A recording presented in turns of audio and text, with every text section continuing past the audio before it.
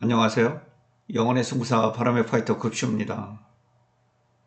2025년 6월 선물에 대해서 3월 31일자 설명을 좀 드리도록 할게요.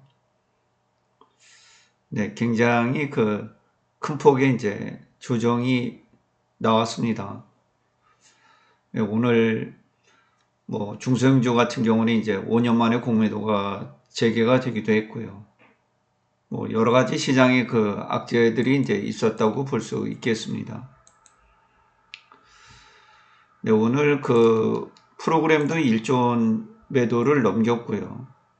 외국인의 선물도 9,720억 원, 장중에는 1조 2천억 정도까지 이제 매도 물량이 쏟아지기도 하고, 현물에서 1조 5,793억 정도의 거대한 이제 대규모 물량이 쏟아졌다.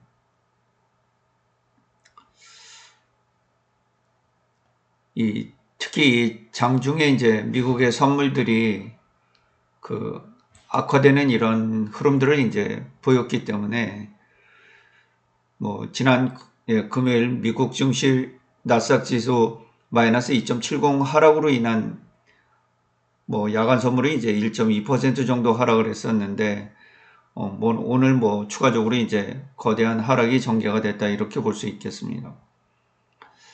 코스피 지수는 3% 정도 하락을 하면서 이제 2,500포인트를 이탈해서 2,481포인트, 또 코스닥 지수 역시 마이너스 3.01 떨어지면서 이제 700포인트를 이탈해서 672포인트, 10년 전 주가로 이제 되돌려 간 것이죠. 네, 선물 지수는 333까지 이제 추락을 하고 말았는데, 맞아야 할 매 같으면 맞아야죠. 어떻게 하겠습니까? 힘이 있는 그런 상황이 아니잖아요. 오늘 전체적으로 이제 2276 종목이 하락을 하는 거의 대부분의 종목이 이제 하락을 했다 이렇게 볼 수 있는 그런 상황이었습니다. 전체적인 시장 흐름은 이제 이 정도 흘러갔습니다. 보시면은 프로그램 매도가 이제 장중 막판 끝까지 이어졌고요. 좀 일부 미결제 약종이 장목판에 이제 감소하면서 청산을 하는 그런 포지션들도 있었습니다. 외국의 선물은 3시까지 이제 1조 2천억을 넘기기도 했고요. 장막판 이제 약간 되돌리긴 했습니다만은 결국 1시까지 이어진 급락을 피하지 못했고요. 그 이후에는 333 요 부근에서 이제 334와 움직임을 보이면서 거의 횡보 추세를 보였다 이렇게 볼 수 있겠습니다. 그러니까 거의 아침부터 시작해 가지고 1시 정도까지 이제 급락이 계속해서 이어졌다 이렇게 볼 수 있겠죠.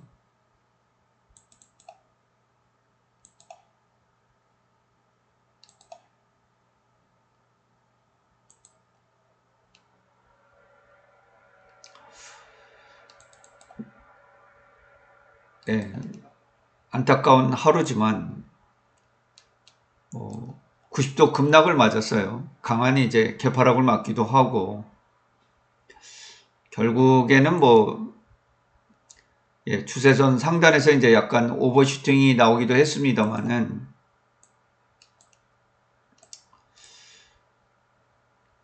결과적으로 이제 장기적인 상승 추세 여기 상단에서 이제 보통 이렇게 좀 340 정도로 이 조정을 주는 것이 이제 합리적인데 급락으로 떨어지면서 이제 333까지 이제 이탈을 한 그런 상황이에요. 어쨌든 상승 추세 하단에는 이제 도달을 했습니다. 여기서 과연 지지가 될 것인지 이 부분이 이제 관건이 되고요. 어떤 소식들이 있었는지 좀 알아보도록 할게요. 미국의 나스닥 지수가 이제 지난 금요일, 토요일 날 새벽에 마감이 된 시장에서 이제 마이너스 2.70 떨어지면서 이 우려를 이제 키웠죠. 미시간대 소비자 심리 지수가 이제 57%로 전년 대비 이제 28.2%가 꺾이고 기대 인플레이션이 이제 급등하면서 이런 우려를 자아냈는데요. 예, 현재도 나스닥 선물이 이제 1.4% 정도 하락을 하고 있어서 예, 상호관세 부과 이런 우려 문제를 덜어내지 못하고 있는 그런 상황이 이제 지속 이어지고 있다 이렇게 볼 수 있겠습니다.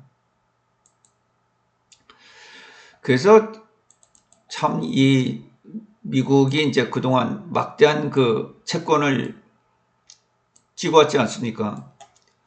그래서 중국이나 일본 이 두 나라를 축으로 이제 막대한 미국의 채권들을 사주면서 무역 흑자에 대한 그 보유한 달러 이 부분을 다시 미국으로 이제 되돌려 보내서 미국은 저리로 이제 대출을 받아서 잘 먹고 잘 사는 이런 구조를 이제 유지했었죠.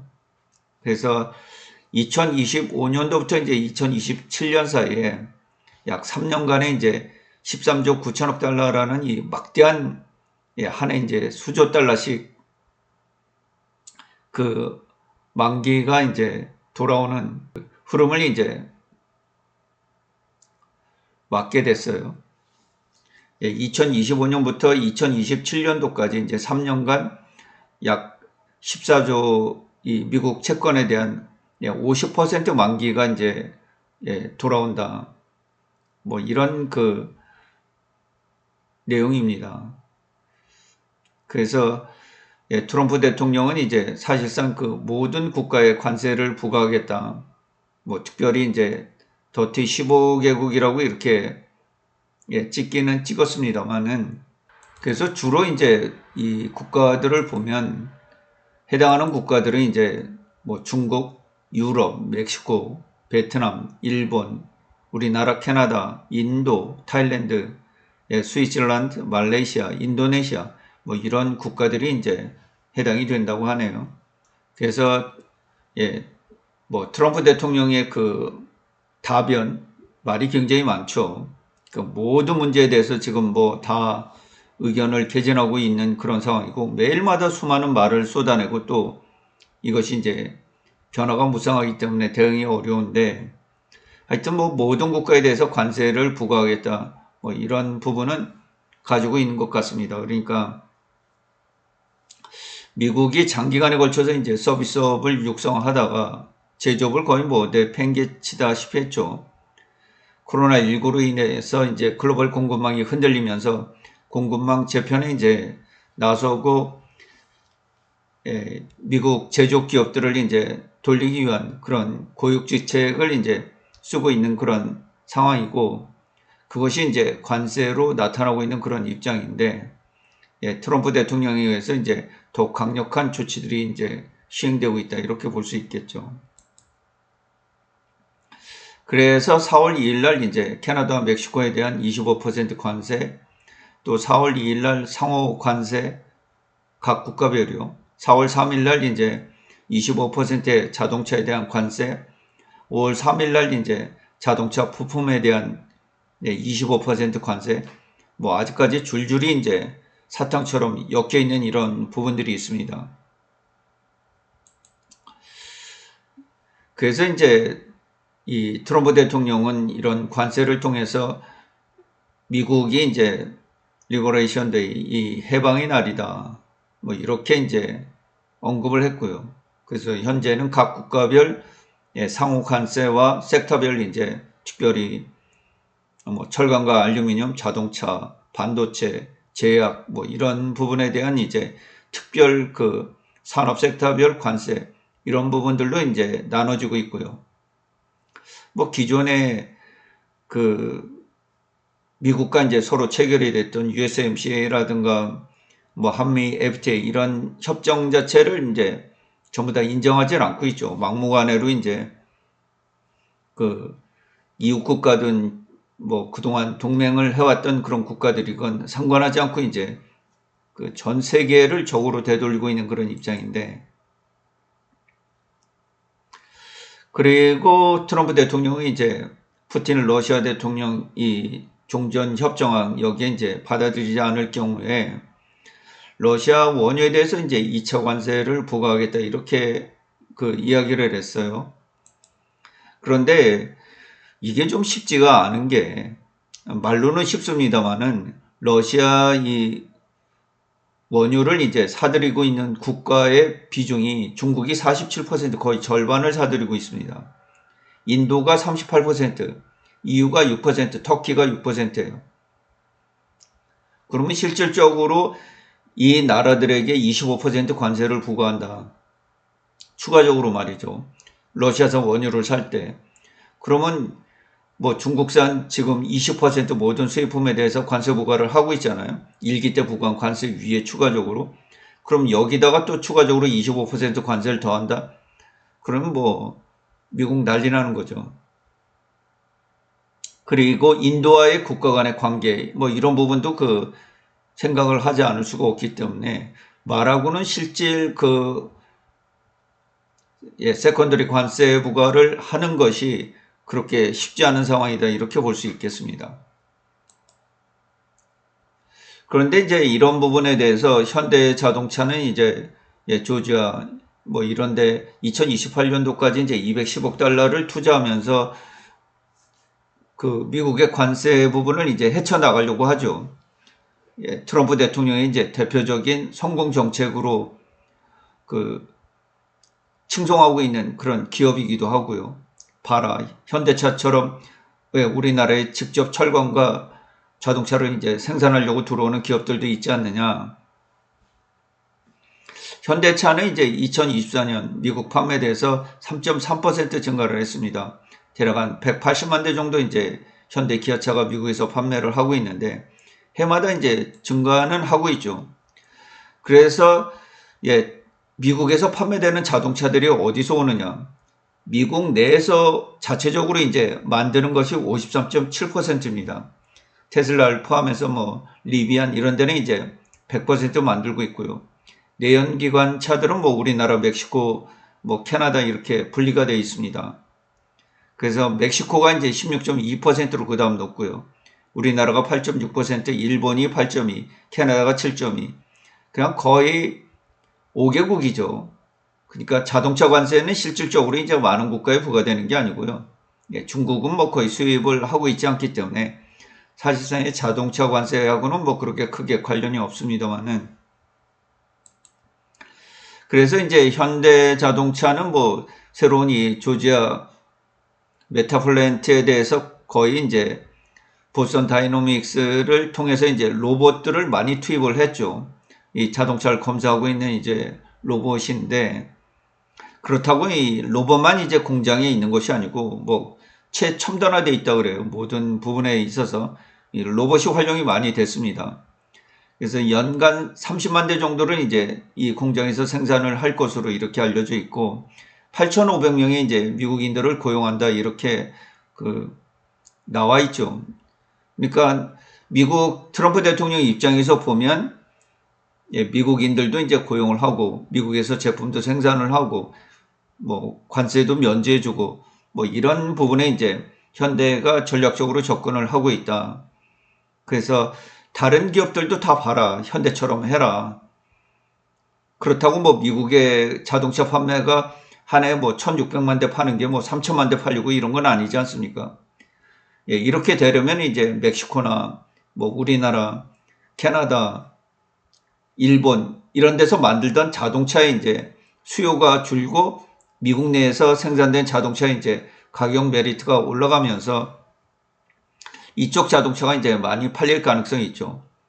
그러니까 전체적으로 이제 자동차 부품 포함해서 일본과 우리나라, 멕시코, 캐나다 이런 국가들이 이제 일부 타격을 입을 수 있는 그런 상황이에요.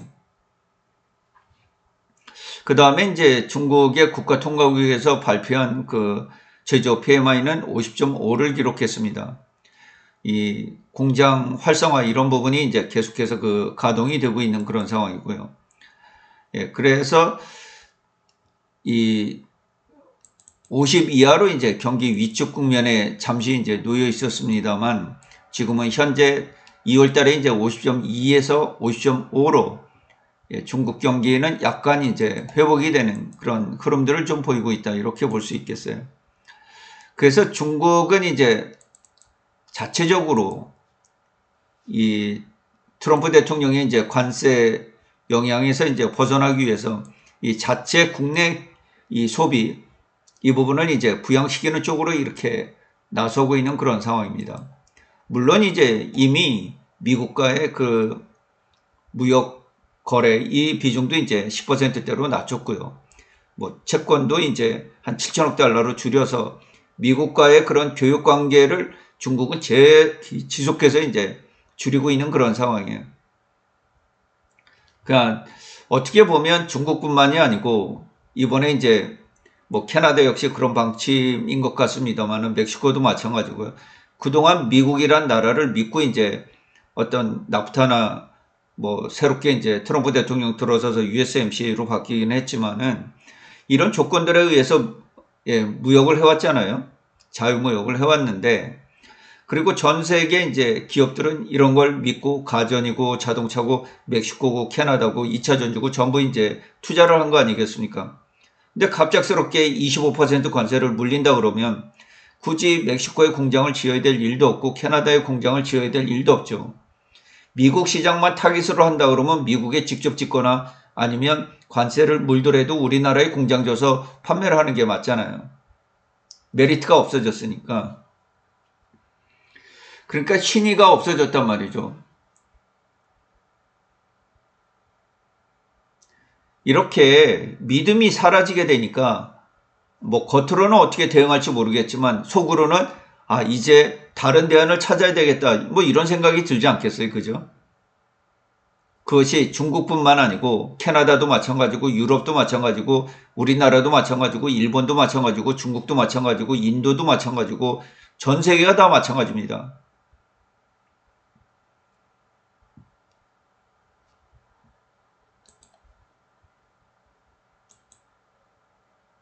그래서 중국 이 과학기술 투자 이런 부분을 보면 굉장히 놀랍죠. 지금 현재 이 과학적 기술 독립을 위해서 10조 위안, 그러니까 2030조 원을 투자를 해요.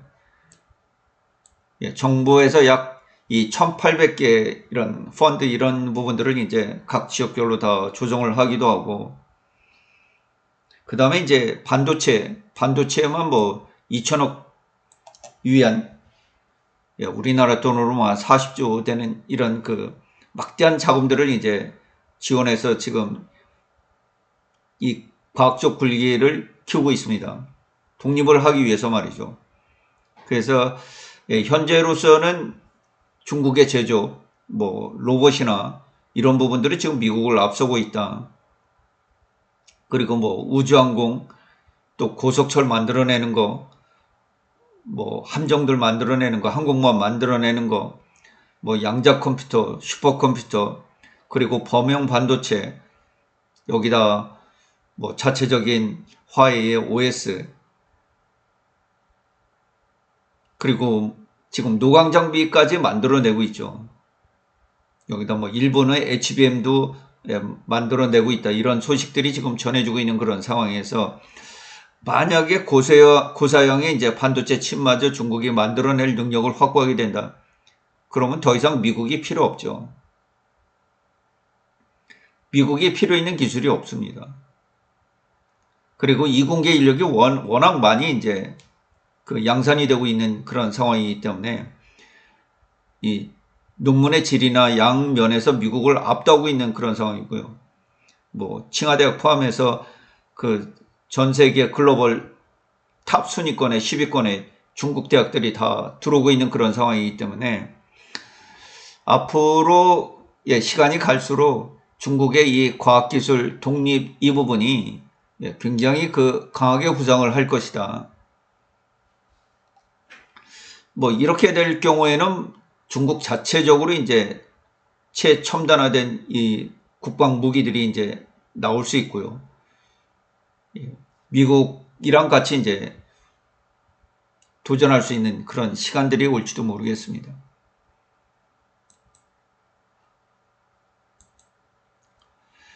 그래서 최근 이제 한중일의 이 경제통상장관 회의라든가 뭐 외무장관 굉장히 가깝고도 먼 나라들이죠. 대략 인구의 이제 20%, 전 세계 인구의 이제 20% 정도를 차지하고 있고, 뭐 무역 규모도 한중일 3국을 합하면 거의 20% 정도 되는 그런 비중입니다. 그래서 한중일 3국이 이제 잘 합의를 해서 무역 구조를 가져가게 되면 서로에게 이제 윈윈할 수 있는데, 그동안 이 가까운 거리임에도 불구하고 이제 여러 가지 역사적인 침탈 과정이나 뭐 이런 부분들 때문에 이제 협력을 잘 이어질 못했어요. 그런데 최근에 이제 미국의 독단적인 관세 부과 이런 부분들 때문에 한중일 서로가 이제 필요성을 느끼고 있는 그런 부분들이에요. 그래서 아페케이를 통해서 이제 시진핑 중국 주석이 참석할 가능성이 이제 있고, 이런 부분들 통해서 한중일 관계가 이제 개선될 가능성, 이런 여지들도 이제 충분히 존재를 한다, 이렇게 볼 수 있겠습니다. 서로 필요해요, 지금. 미국의 관세에 맞서기 위해서는 뭐 눈에 확 트이게 이렇게 할 수는 없지만 눈에 안 보이게 삼국 간의 협력이 강화될 여지가 충분히 있습니다. 네, 오늘 뭐 중국 증시는 그렇게 강한 하락으로 출발을 하지는 않았습니다. 달러 원은 이제 1475원까지 급격히 좀 올라 있는 그런 상황이고요. 1,500원 선에 이제 다가서고 있는 그런 흐름이고, 지난 3일간 이제 거의 7% 정도, 목요일 날 1.43%, 금요일 날 1.96, 오늘 3.20, 더 강한 하락이 이제 전개가 되면서 3일간 정말 뭐 무서운 급락이 나왔습니다. 삼성전자가 다시 이제 6만 원을 이탈했고, 오늘 뭐 대부분 3%에서 6% 사이에 KB금융을 제외한 이제 전 종목이 하락을 했다. 이 시장을 대단히 압박을 했고요.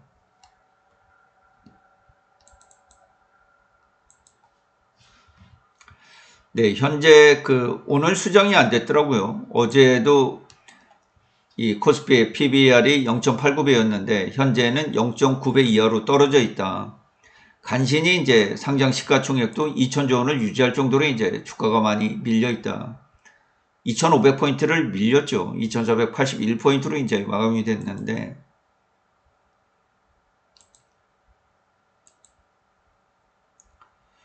아시아 증시는 이제 우리나라 증시가 3%, 일본 니케이가 이제 마이너스 4.05, 뭐 일본은 도요타 자동차라든가 이제 타격을 입을 자동차 부분들이 굉장히 크죠. 대만이 이제 마이너스 4.20, 홍콩 증시가 마이너스 1.31, 중국이 마이너스 0.46, 인도가 많이 내려서 그런지 이제 마이너스 0.25, 적게 이제 하락을 하면서 미국 증시의 나스닥 지수의 마이너스 2.70 하락 부분을 받았고요.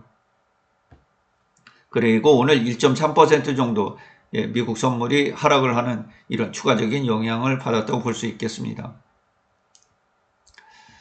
그래서 강권은 이제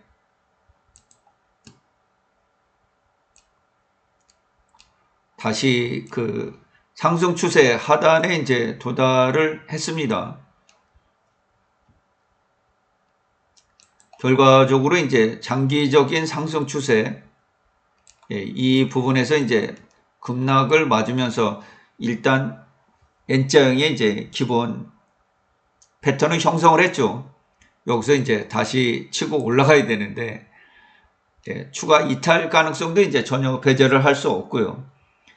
지지를 해주면 이제 다행인데, 아무래도 주가가 3일간 이제 폭락을 했기 때문에 주가가 많이 낮아진 상태 아니겠습니까? 여기서 추가적으로 이제 공매도들이 굉장히 활개를 치기에는 다소 이제 버거운 부분이 있는데, 4월 2일, 3일 이 추가관세 이런 부분들이 이제 놓여 있기 때문에 뭐 장담은 할 수 없죠. 지금 333에서 이제 지지를 받는다, 이렇게 장담을 할 수가 없는 그런 부분이에요. 그래서 지난번에도 이제 이런 부분은 얘기를 드렸죠. 만에 하나 이 상승 추세이기는 한데 어떤 이 추세를 깨고 내려올 경우에는 적어도 한 340 추세선의 상단까지는 열어두고 대응을 하는 것이 좋겠다. 이렇게 얘기를 드렸는데 뭐 너무 강한 이제 개파락을 맞았죠. 예, 강한 개파락을 맞은 상태에서 추가적으로 이제 하락이 전개가 됐기 때문에 결국 뭐 90도 각도로 이제 하락을 하는 그런 아픔을 겪고 말았는데, 예, 과연 이 333에서 이제 주가 흐름이 지지가 될런지 아니면 333도 이탈을 해서 330도 이탈을 해서 이제 다시 옛날에 이 0.85배 PBR 0.85배 정도로 이제 떨어지게 될지, 그러면 사실 이 정도 선에서는 320 이 정도 선에서는 경기 침체급입니다. 밸류에이션상 0.85배 이하로 떨어지니까 경기 침체 국면이라고 볼 수가 있어요.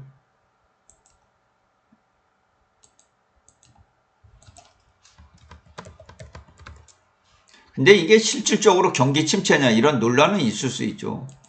이제 경기 침체급 주가 하락에 들어온 그런 위치선이다. 일반적으로 이제 우리가 좀 경기가 나쁘다 이랬을 때 도달할 수 있는 그런 지점이다 이렇게 볼 수가 있겠어요. 물론 뭐 글로벌 금융위기다 이렇게 되면 뭐 0.6배 이 정도까지도 막 하락을 하기도 하는데, 그 정도까지는 아닌 일상적인 경기 침체를 보일 때 주가가 떨어질 수 있는 밸류에이션 정도가 320 부분 이쪽이에요. 거기가 이제 0.85배, 뭐 최악의 경우 지금 우리가 320을 이탈했을 때가 0.83배였거든요.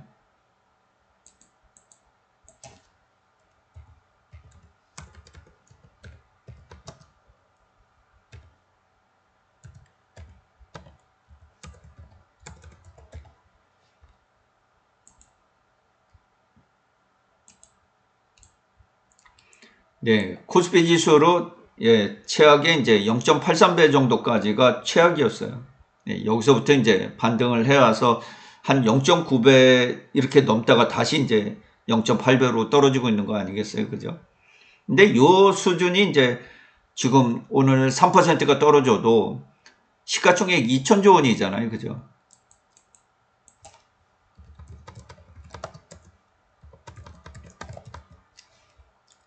코스피 시가총액 2천조 원이잖아요. 그러니까 이 2천조 원에는 빠르게 회복이 돼요. 우리나라 증시가 만약에 1900조 이렇게 떨어지더라도 2천조 원에는 빠르게 회복을 해요.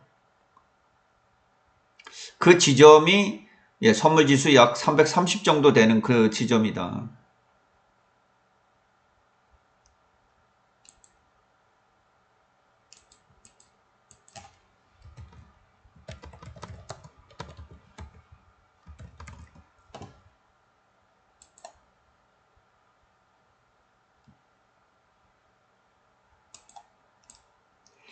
그러니까 선물지수 330 되는 지점에서 시가총액 2천조 원 정도라고 보시면 되고, 이건 뭐 우리나라 현재 GDP상 나타나는 수치이기도 하고요.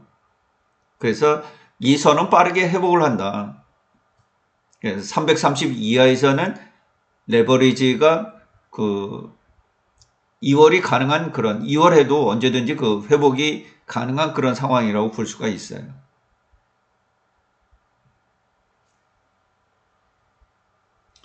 네, 물론 이제 오늘 만약에 미국의 나스닥 선물이 본 시장에서 이제 크게 돌아나면 우리 야간 선물도 크게 오르면서 이제 빠르게 이 낙폭이 컸던 부분을 일정 부분 이제 되돌릴 그럴 가능성도 뭐 전혀 배제할 수는 없죠.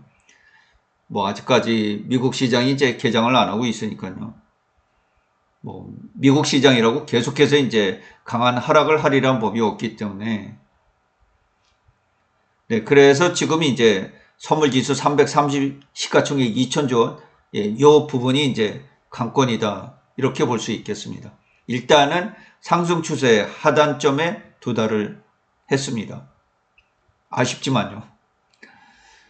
네, 이상으로 방송을 마치도록 하겠습니다. 시청해 주셔서 진심으로 고맙습니다. 급시의 주식 여행은 언제나 향기롭습니다.